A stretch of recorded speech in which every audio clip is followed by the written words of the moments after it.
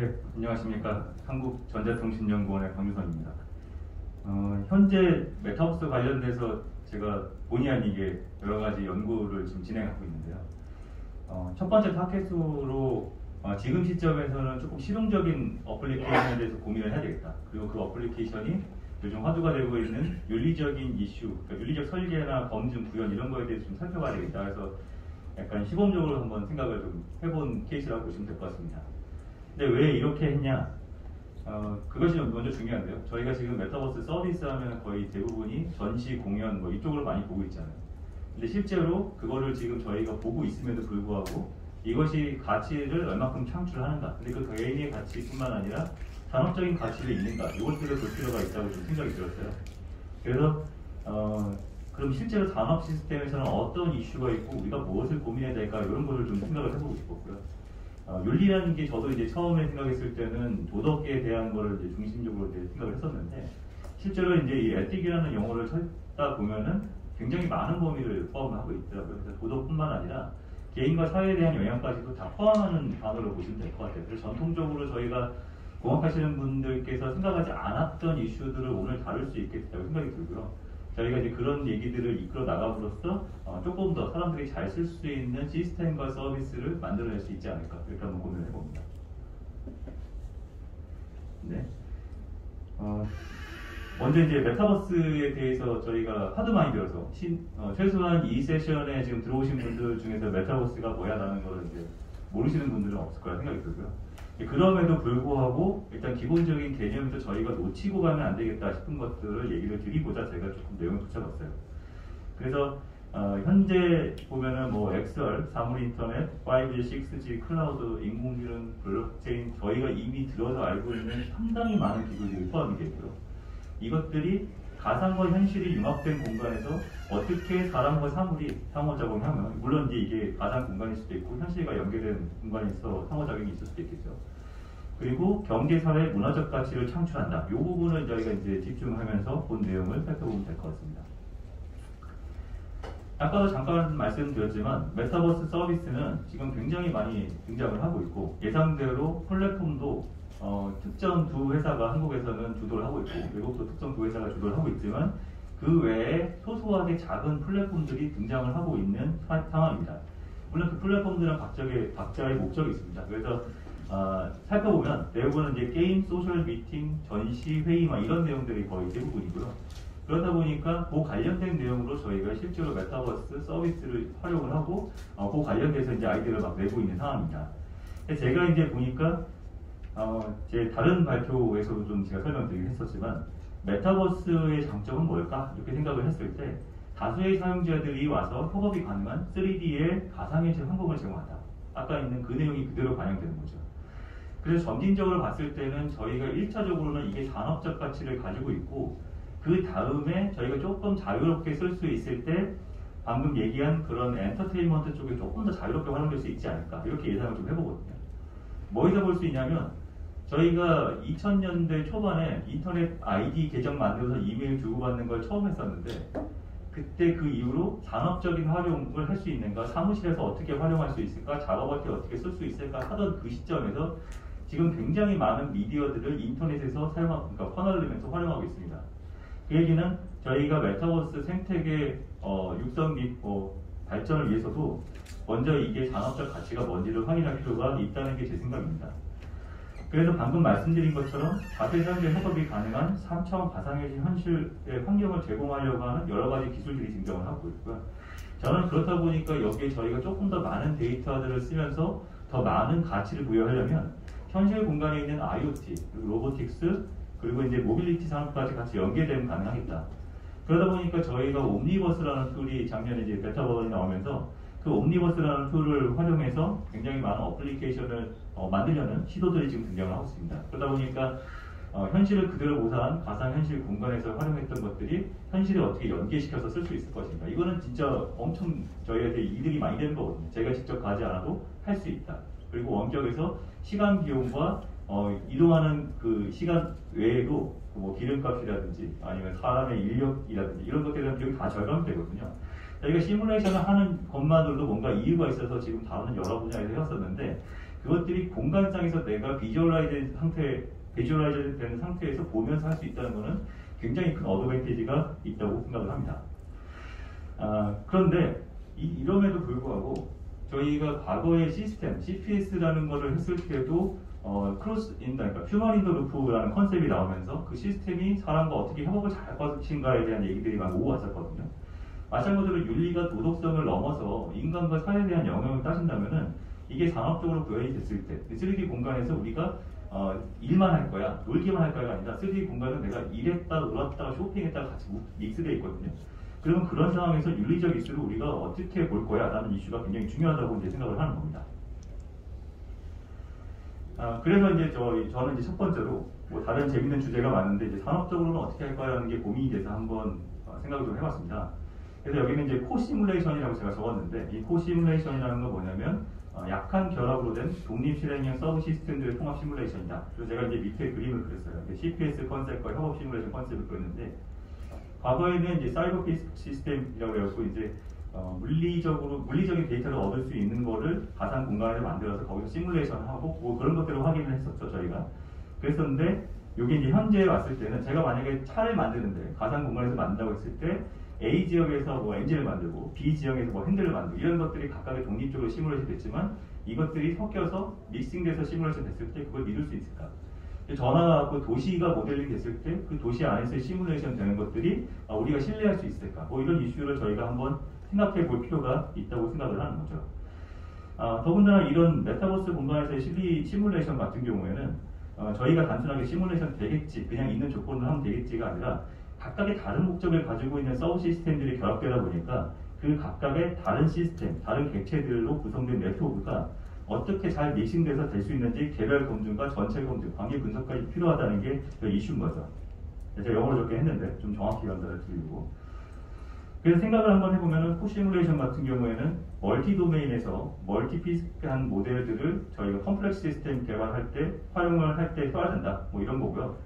당연히 시스템 레벨에서 다양한 측면에서 버리피케이션이 돼야 되고 이것들은 당연히 자동적으로 검증될 수 있는 모델이나 그런 시스템을 저희가 만들어야만 메타버스에 있는 것들을 산업적으로 응용하는 데 굉장히 필요하다 이렇게 보고 있는 거죠. 또한 메타버스 공간에서 있던 모든 내용들이 지금도 보면 모델을 회화하는 것처럼 안에서의 이제 개발 내용들이 공유될 수 있는 것들이 굉장히 필요하다고 보는 겁니다.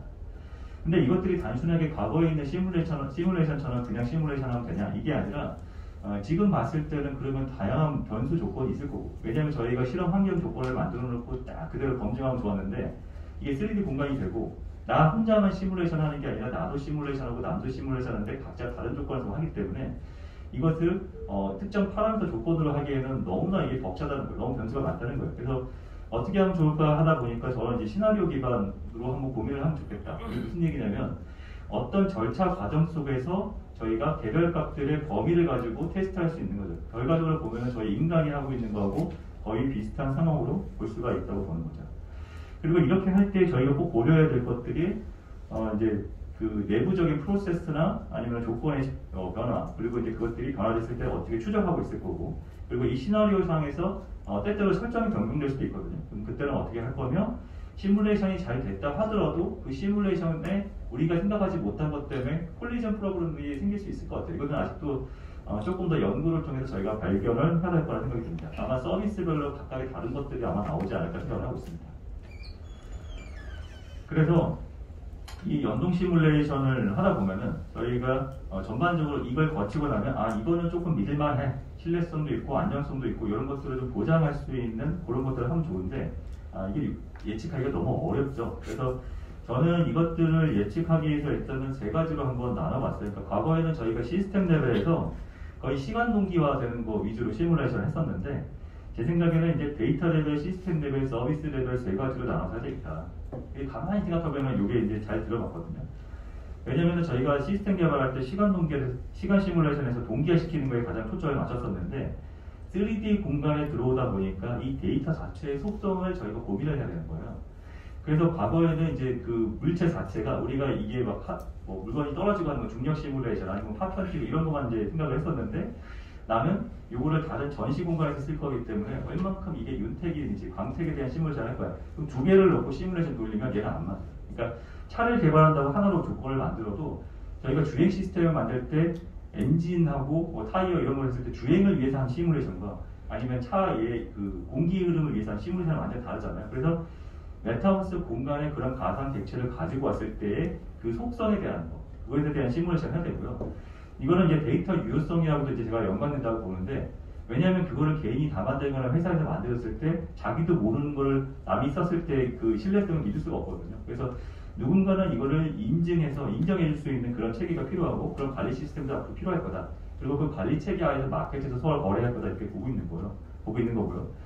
그리고 이제 세 번째 이제 서비스 레벨 같은 경우에는 제가 제일 중요하게 지금 보는 것 중에 하나인데, 이제 가치 시뮬레이션은 경제성이라고 적긴 했지만 사실 이 부분에서 윤리적인 검증이 이 부분이 굉장히 중요하게 들어간다. 그래서 여기가 이슈가 하나 발생을 하죠. 그러면 이 윤리적인 그 저희가 그 규칙들을 어떻게 넣을 것인가, 요것에 대해서 좀 고민을 해볼 필요가 있다고 생각됩니다.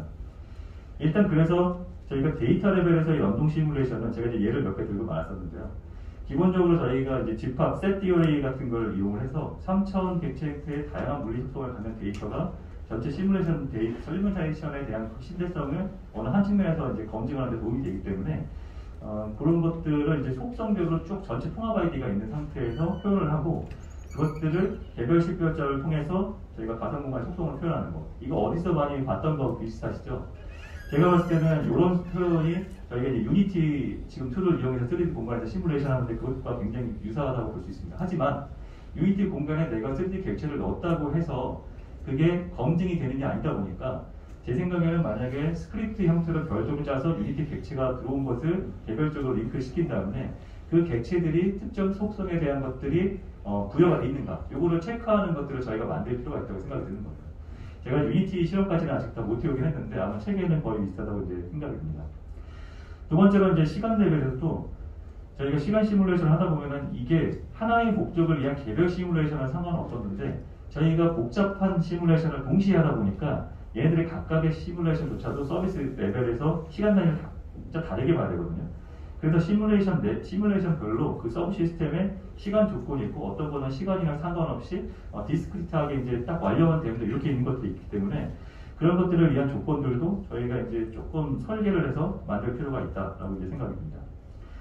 그리고 이제 세 번째에서 이제 서비스 레벨에서 이제 연동 시뮬레이션인데, 제가 여기는 일단 크게 두 가지로 적었습니다. 왜냐하면 기능하고 값의 유효성 검증으로 보는 게 가장 심플하다라고 보는 거예요. 그러니까 서비스가 제대로 잘 되고 있는 거야 라는 게 이제 저희가 이제 첫 번째로 갖는 궁금증이기 때문에, 그래서 여기서는 전체 유효성 검증을 위한 조건, 그리고 이제 개별 시스템을 위한 조건, 이것들을 이제 전체 셋으로 만들어 놓고 그 셋 안에서 이 조건을 그대로 포함하고 있는지 포함하고 있지 않은지 그런 것들을 체크를 하면 될 것 같습니다. 제 생각에는. 근데 그러면 이런 윤리 정책을 저희가 어떤 식으로 표현할 거냐, 이게 이제 가장 큰 이슈라고 생각이 듭니다. 그래서 보통의 보통에 있는 것보다 저희가 관점의 전환이 필요한데, 과거에는 저희가 조건을 가면은 뭐 A is B 뭐 이렇게 조금 저희가 과거에 프로그래밍 하듯이 했었는데, 저희가 이제 유니티 프로그래밍 하다 보면은 그때부터 이제 액티비티에 관한 설명들이 나와요. 그러니까 그 3D 공간에서 어떻게 움직이는가에 대한 생각을 하게 되거든요. 그러니까 과거에는 특정 객체에 대한 값은 얼마야, 값의 범위야 얼마야, 이것만 봤었는데 3D 공간에서 저희가 이동을 하다 보니까 가상의 공간에서 저희가 이제 움직이는 그 객체, 대상의 그거에 대한 액티비티, 이걸 가지고 볼 수 있고요. 두 번째는 이제 프리딕션이라고 했는데, 이건 왜 넣었냐면 산업적으로 이제 쓰이는 거에서는 거의 이제 액티비티 형태만 있어서 어떤 조건이 발생해서 이것만, 아니면 어떤 이벤트가 있어서 이것만 보겠지만, 실제로 저희가 생각지도 못한 이벤트들이 서로 속성이나 아까 시스템 레벨에서 뭔가 같이 믹싱돼서 발생할 수 있기 때문에 프리딕션이라고 제가 하나 썼어요. 그래서 이제 이것들은 결과적으로 보면은 인텐션 베이스드 이제 폴리시 체킹을 통해서 가능하다. 그러니까 우리가 그 3D 공간에서 움직이는 객체들이 제대로 움직였는가, 제대로 움직여서 뭔가 이벤트가 생겼는가, 이거를 조사하지만 그 이게 향후 파급 효과까지 같이 봐야 된다. 그리고 이제 이것들은 결과적으로 봤을 때는, 아니 그러면 우리가 트래킹할 때 실제로 그렇게 움직이는 것만 보면 되는 거 아니야? 이렇게 생각을 할 수는 있는데, 저희가 현실 공간에서는 길이 하나면, 그러니까 시퀀셜하게 만약에 코딩을 하면은 A 다음에 B 이렇게 될 수가 있는데, 저희가 3D 공간에서는 움직였을 때 내가 저기 갔을 때 오차를 가지고 움직일 수 있거든요. 그렇기 때문에 의도 기반으로 저희가 윤리 정책을 체크하는 게 필요하다. 그리고 이 윤리는 이 인텐션을 체크할 때 있는 기준은 특정한 골이 있는데 그것은 이제 대부분 이제 미션 중심으로 저희가 3D 공간을 하겠죠. 그렇지 않고는 저희가 메타버스 공간에 갈 일이 별로 없으니까. 하지만 개인적인 만족을 위해서 특정한 목적을 할 수 있기 때문에 기본적으로 미션을 가지고 가긴 하지만 그 외에 가능성도 골로서 포함시킬 수 있다. 그래서 예를 들면 이런 거예요. 공항에서 봤을 때는 디시전 메이킹 할 때 어떻게 하냐면은 옵티마이제이션 시키면서 디시전 메이킹 하거든요. 근데 심리학에서는 자기의 개인적인 만족도를 위해서 의사결정을 하거든요. 그래서 내용이 완전 다른 거예요. 그래서 저희가 그런 체계를 받아들이면서 인텐션 베이스드 에틱 폴리시를 어떻게 채팅할 것인가 이거에 대해서 논의가 좀 필요하다고 생각합니다. 그리고 이런 것들은 서비스별로 저희가 주로 보는 것들이 있기 때문에 인더스트리얼 어플리케이션도 이걸 봐야 되고요. 제가 여기 뭐라 하면은 메이크 하이라이티컬 체인지 앤 그래프라고 적었는데 이들의 관계를 봐야 돼요. 그러니까 이렇게 되면 뭐가 되냐면 저희가 기존에는 아까 A는 B 이렇게 되면 했냐 안 했냐가 되는데 3D 공간에서 비헤이비어를 되다 보니까 결과적으로 네가 그 미션을 달성을 했는데 아니면 그런 행위를 했는데 그것들이 어떤 절차를 가져야 했어. 그러니까 네가 어떤 미션을 달성을 해야 되는데 코인을 1000을 만들어야 돼. 근데 남의 것을 500을 가져가서 네가 몰래 했어. 이런 것도 보면 행위에 들어가거든요. 그래서 지금 보면 여기 A, B, C 뭐 이렇게 있는데 이 시퀀셜하게 있는 그 상황에서 특정 부분에 있는 행위를 끄집어내서 그 행위에 해당하는 것이 과연 윤리적으로 문제가 있냐 없냐 이걸 검증할 수 있는 체계가 되는 거예요. 그래서 보고 있으면은 3D 공간이기 때문에 저희가 비헤비얼 기반으로 프로그래밍이 된 상태에서 액티비티와 그 시퀀셜하게 있는 그 관계성을 가지고 저희가 윤리적인 정책을 보여줄 수 있겠다라고 이제 생각을 합니다. 그리고 이렇게 했을 때 지금 보면 알겠지만 화살표로 제가 쭉 해놓은 게 베리어블 레인지라고 이제 적었는데 이건 뭐냐면 아까도 얘기했지만 오차를 가지고 저희가 움직이기 때문에 중간에 이걸 시나리오 기반으로 설계를 할 수가 있게 되는 거예요. 이렇게 되면 아니면은 저희가 조건만 따져야 되는데 거의 3D 공간에서 모든 조건을 따지는 건 거의 불가능하거든요. 그래서 이렇게 설계를 하는 것이 필요하다고 해서 제가 지금 현재 조금씩 더 작업을 하고 있고요. 관련해서 이제 조금 내용을 보강해서 곧 논문을 투고를 할 예정입니다. 그 내용 보시면 조금 더 구체적인 내용들이 들어있지 않을까 생각합니다. 제가 15분 발표인데 조금 더 많이 했는데 어쨌든 정리를 드리면 저희가 이제 기존과 다르게 메타버스에서 이제 이기종 서브 시스템 여기는 산업적 어플리케이션을 제가 얘기를 하고 있지만 실제적으로 봤을 때는 엔터테인먼트까지도 나중에 확장이 되더라고요. 왜냐하면 소셜한 미팅이 일어날 수 있기 때문에 거의 대부분의 것에서 데이터 레벨, 시스템 레벨, 서비스 레벨에서 이것이 검증이 될 필요가 있다. 그러니까 과거에는 시간만 맞추고 시퀀셜한 그 부분에 중점을 했었지만 지금은 데이터 자체의 속성이나 그 메타버스 공간에서의 가치도 굉장히 중요하게 볼 필요가 있고 이를 위한 검증 기준을 만들고 지금 제가 소개해드린 것처럼 그 비헤비어 프로그램에서 인텐션 베이스드 에틱 폴리시를 체킹하는 방식으로 저희가 설계를 하게 되면은 지금 저희가 논의된 윤리마저도 시스템 공간에서 시스템 공간에서 이제 검증이 가능하다. 그래서 이제 외국에서는 이런 얘기를 해요. 그러니까 AI 감사, AI 어디팅 이렇게 쓰는데 메타버스 어디팅 똑같은 용어가 지금 등장을 하고 있거든요. 그래서 감사를 하기 위한 내용은 뭐냐뿐만 아니라 감사를 하기 위해 그거를 시스템적으로 어떻게 구현할 거냐에 대한 내용들도 저희가 상당히 많이 논의할 필요가 있다. 그리고 그렇게 돼야지만 저희가 윤리를 기술적으로 표현하고 평가지표를 만들 수 있거든요. 평가지표가 만들어져야 아까 얘기한 오토매틱하게 그 어플리케이션이 검증이 되거든요. 그래서 이런 연구들이 앞으로도 굉장히 많이 필요하다고 생각이 들고요. 이와 동시에 당연히 저희가 여기서 제가 다 언급하지 않았던 뭐 보안이나 기술 역량 뭐 이런 것들에 대해서도 같이 논의가 될 필요가 있다고 생각이 듭니다. 일단 제 발표는 여기까지입니다. 네,